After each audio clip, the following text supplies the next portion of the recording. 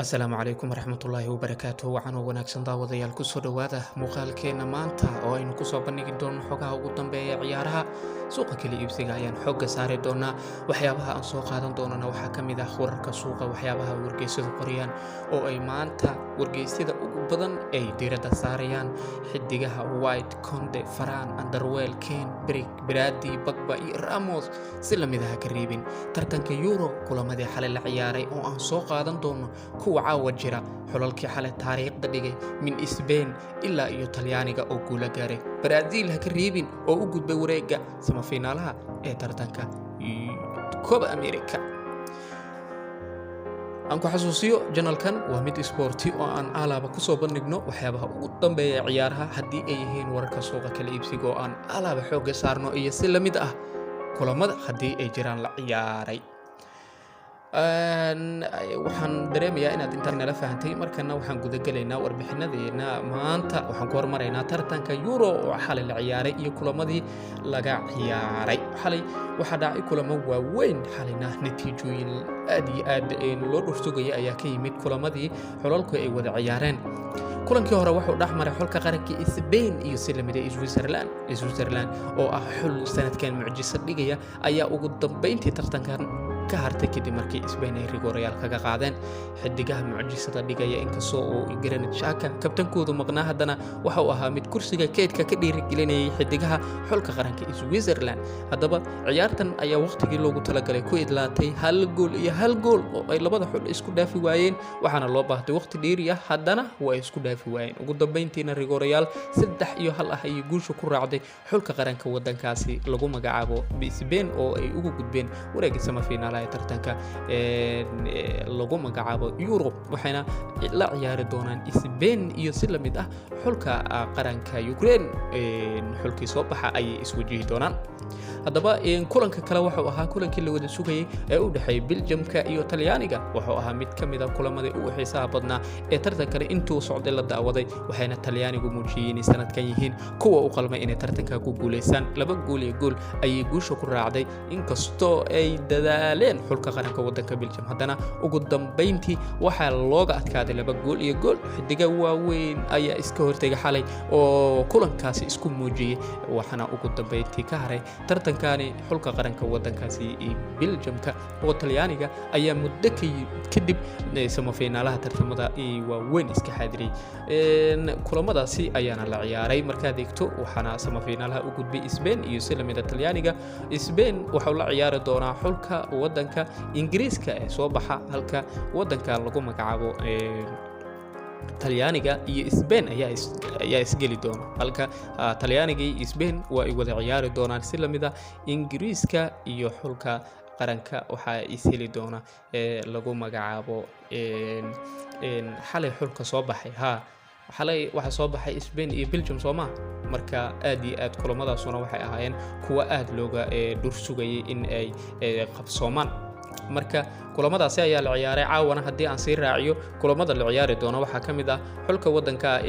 Ingiriiska Ukraine ayay la dhiili doonaan waxaana la sugayaa natiijada ka soo bixi karta caawana inkastoo aan la saadaalin karin kulan walba oo tartankan ka dhacaya maadaama xidiga ee mucjiso dhigaya ee tartamadan ka soo muuqanayaan Shevchenko ayaa wata xulka qaranka wadanka Ukraine oo ahaa weeraryahan hore oo aad iyo aad u cajiibsan sanadkan xulkiisa ayuu hogaaminayaa waxaana la sugayaa inuu taariikh weyn uu dhiga xulka qaranka wadanka Ukraine oo Ingiriiska meel iska saaro marka waxa ahaa wax weyn oo laga soo calaameynayay ama laga soo qoriyay kulamadii xalay laga ciyaaray tartanka wadanka ama tartamada lagu magacaabo Euro iyo si la mid ah tartankani Copa America ayaa la ciyaaray isna Euro عندها كوبا أمريكا كلامada laga ciyaaray waxa kamid ah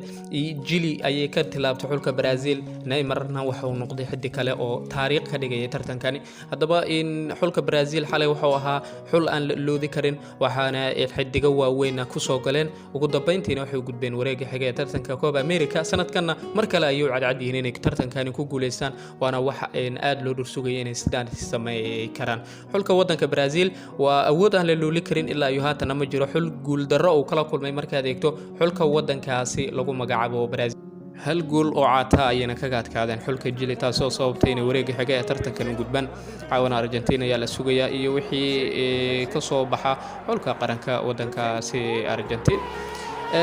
si la mid ah kulamadaasi ee laga ciyaaray Copa America iyo isla mid Euro waxa hadda kulamada semifinalaha tartamadaasi ciyaaraya Brazil oo Copa America final isgeysay si la mid ah semifinal isgeysay si la mid ah Talyaaniga iyo Spain oo si la mid ah semifinalaha ciyaari doona haddii aynu eegno markana kulamada caawa jira Ukraine iyo si la mid ah wadanka lagu magacaabo in wax la sugayaa Ingiriiskana inta badan waa kuwa cadcad waxaana la filayaa in caawa weerarka ciyaari doonaan xidigaha Harry Kane, Raheem Sterling iyo Jack Grealish iyadoo xidiga badankeedka la dhigi doono Bukayo Saka ayaa la mid ah xidigaha la filayo in ay ka soo muuqdaan tartankan markana wararka suuqa kala iibsiga ciyaaryahanada oo furan oo kooxuhu ay doonayaan in ay saxiixiyo sameeyaan ayaan markan eegi doonaa suuqu waa mid furan kooxuna waxay doonayaan in ay heshiisyo sameeyaan haddaba wararka maanta ee suuqa kala iibsiga ciyaaryahanadu ay qorayaan laba ayaan u kala qaadnaa iyo qaybta hore aan ku soo bandhigno wararka kooxaha la xiriirinayo qaybta dambena wararka rasmiga ah iyo kuwa xaqiiqada u dhow ayaan ku soo qaadanaa aan eegno markan wararka kooxaha xidigaha la xiriirinayo Manchester United, Tottenham iyo Arsenal waxay ku biireen Barcelona lagu jiro xidiga Faransiiska 22 jirka Jules Koundé lagu magacaabo iyadoo oo xidiga lagu magacaabo raba in waraan si la mid ah la xiriirinayo kooxda Manchester United haddana kooxdan waxay kula biirtay kooxaha la xiriirinayo 22 jirka Faransiiska ee lagu magacaabo isla kooxda Manchester United waxay tixgelinaysaa 28 jirka qadka dhexe kaga ciyaara ee Paul Pogba lagu magacaabo in ay qayb kaga dhigto Faransiiska difaaca kaga ciyaara ee Raphael Varane oo kooxdan ka bixi kara in kooxda Real Madrid ay u dirto si ay u hesho Raphael Varane isla mid ah Arsenal waxay xiiseynaysaa xidigii hore ee Real Madrid kabtanka Sergio Ramos kaasi oo 35 jir ah center back ama xidigan ku wanaagsan qaybta dhexe ee difaaca waxa uu la hadlayaa ama uu ku biiri karaa kooxda Paris Saint-Germain haddana weli wax heshiis ma dhicin taasoo sababi karta in xidigan uu soo wareego garoonka Emirates Stadium Ramos waxa uu iska diiday isla 10 milyan oo kaga timid oo qadaraas ah oo kaga timid Manchester United si uu ugu biiro kooxda kubadda cagta ee Paris Saint-Germain oo la xiriirinayo 2 sano heshiis ah oo la galay ayaa la leeyahay isbeen difaacooda ama gool hayahooda David De Gea oo 30 jir ah waxa uu tartan la geli karaa 4 gool haye oo sanadkan ka ciyaari kara kooxda Manchester United 35 jirka lagu magacaabo Tom Hudson ayaa kaga soo biiray Aston Villa naadiga kubadda cagta ee Manchester United taasoo ku dareysa wadarta gool hayaasha ay haystaan kooxda Manchester United oo hore 1 iyo 2 u ahaayeen David De Gea iyo Dean Henderson horena waxa kooxdan ugu sugnaa gool hayaha aad u daaweyn